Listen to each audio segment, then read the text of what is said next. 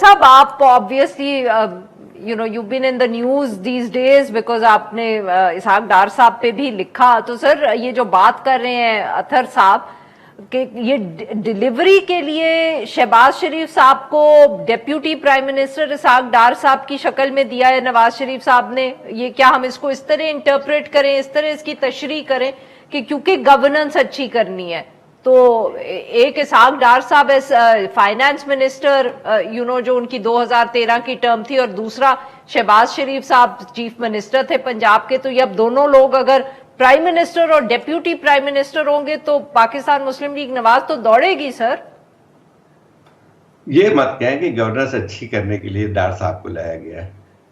مطلب یہ ہے کہ نہیں سر, وہ مطلب کہ کہتے ہیں نا کہ 2013 میں بہت کمال کیا تھا انہوں نے, خود نواز شریف صاحب کہتے ہیں. سر اس کمال کے نتیجے میں جو آج ہمیں بھگتنا پڑ رہا ہے وہ بھی ذرا دیکھ لیں.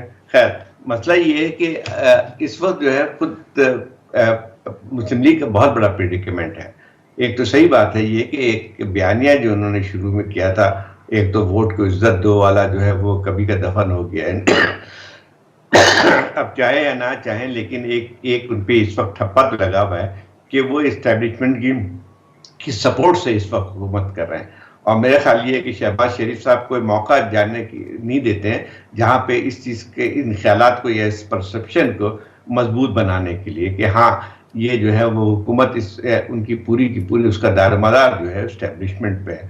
تو ایک طرف تو یہ ہوا, دوسری طرف سے نواز شریف صاحب ہیں, ان کا جو ہے یقینی طور پہ میں نہیں کہتا ہوں کہ بہت زیادہ کوئی وہ ہے, لیکن ان کا ایک اپنا ایک انداز رہا ہے جو کہ ہم نے پہلے بھی دیکھا ہے. وہ آئے جب واپس تھے تو اس وقت بھی ایک تھوڑا سا انہوں نے کوشش یہ کی تھی کہ اپنا ایک اینٹی اسٹیبلشمنٹ رویہ کچھ رکھیں. اب وہ سب غائب ہو چکا ہے.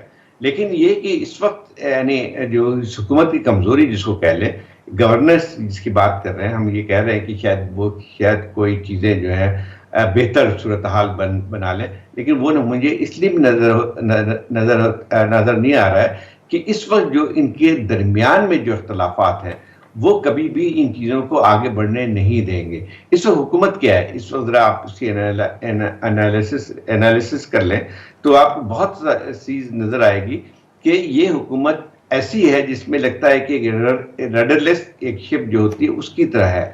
حالانکہ وزیر اعظم بھی ہیں اور بہت ایکٹیو بھی نظر آتے ہیں ہمیں, اور فوج کی. زاہد صاحب میں آپ کی بات یہاں کاٹ رہی ہوں, تو پھر یہ بتائیں کہ یہ اسحاق ڈار صاحب کی appointment as deputy prime minister اس کو ہم کس طرح انٹرپریٹ کریں. سر بالکل سر, اس کو بہت آسان ہے, مطلب اس میں کوئی لمبی چوڑی بات نہیں ہے. نواز شریف صاحب جو ہے کبھی بھی اپنا اقتدار جو یا ان کا جو ہے انفلوئنس جو ہے اقتدار پہ وہ جانے نہیں دیں گے.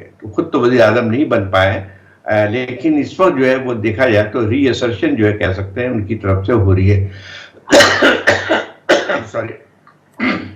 اور اسحاق ڈار صاحب کی اپوائنٹمنٹ جو ہے اسی چیز کے نتیجے میں. اسحاق ڈار صاحب اس لیے نہیں آئے کہ شہباز شریف صاحب کی خواہش ہے یا کسی اور کی خواہش ہے کہ بہتر طور پہ گورننس کریں,